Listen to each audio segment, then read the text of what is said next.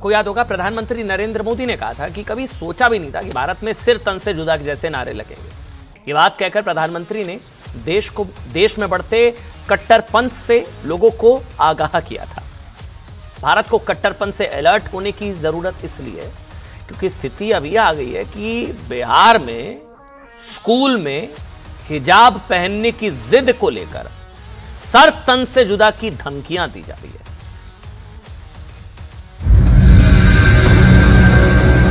क्या हम कल्पना भी कर सकते थे कि भारत में हम कभी सर तन से जुदा ऐसे नारे सुनेंगे?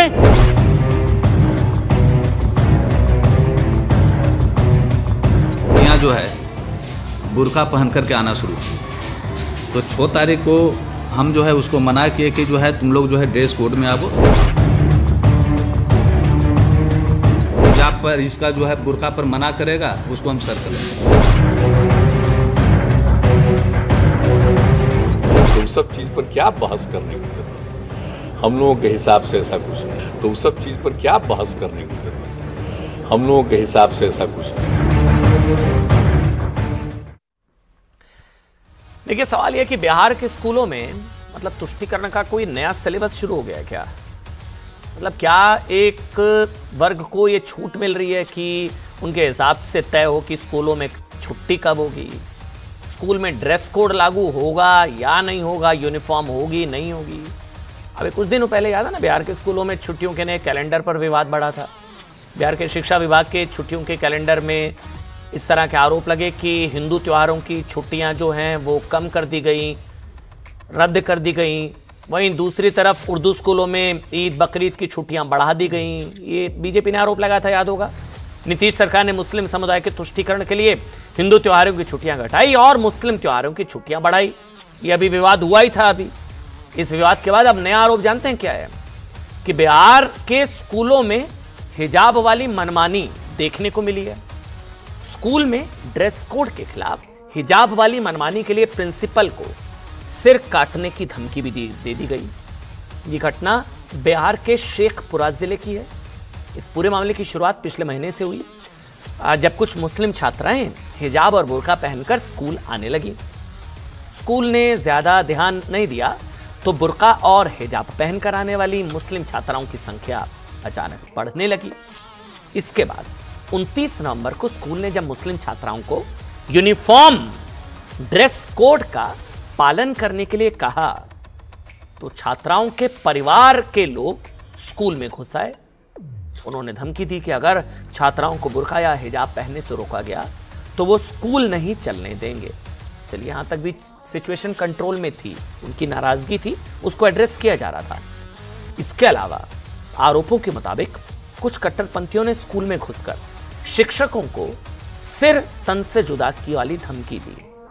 प्रिंसिपल का आरोप है कि इलाके के लोगों ने स्कूल में घुसकर मारपीट की, धमकी दी कि अगर छात्राओं को स्कूल में हिजाब या बुर्का पहनने से रोका गया तो उनका सिर काटकर फेंक दिया जाएगा। ये प्रिंसिपल का आरोप है। इस डरावने माहौल में स्कूल के प्रिंसिपल और शिक्षकों ने प्रशासन से ट्रांसफर की मांग कर दी है। जी हां, मामला काफी आगे बढ़ा। कुछ लोगों का आरोप तो यह भी है कि स्कूल को जबरन फ्राइडे को बंद भी कराने की कोशिशें हुई। बिहार का ये पूरी कहानी मैं आपको बता रहा हूं। जबकि ये उर्दू स्कूल नहीं है तो फ्राइडे वाले दिन वीक ऑफ नहीं हो सकता।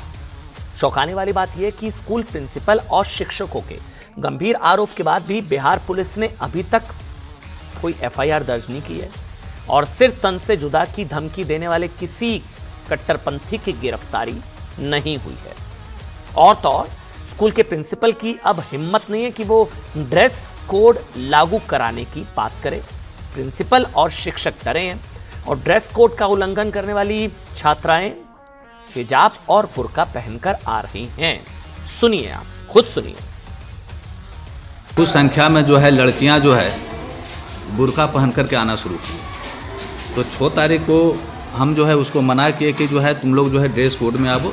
9 तारीख को जब हम विद्यालय आए तो यहाँ पता चला कि जो है कोई मिराज नाम का बच्चा आया, लड़का था, वह बोला है कि जो भी हिजाब पर इसका जो है बुर्का पर मना करेगा उसको हम सर कलम करेंगे। हम लोग का मांग यही है कि या तो हम लोग को कहीं अगल बगल एडजस्ट कर दिया जाए और नहीं तो यहाँ सुरक्षा है न कि आगे दिन जो है विद्यालय में जब होता है कोई न कोई बाहरी विद्यालय में प्रवेश कर जाता है। विद्यालय में तो राजनीति प्रवेश नहीं होना चाहिए, अब विद्यालय में राजनीति प्रवेश कर रहा है। अब देखिए, आप हैरान हो जाएंगे ये खबर सुनकर। प्रिंसिपल का आरोप है कि सिर काटने की धमकी दी गई क्योंकि वो यूनिफॉर्म स्कूल ड्रेस की बात कर रहा था बच्चियों के लिए, मुस्लिम छात्राओं के लिए। सवाल है कि जिन लोगों ने स्कूल में हिजाब के लिए सिर काटने की धमकी दी उनके खिलाफ अब तक कोई एक्शन क्यों नहीं लिया गया?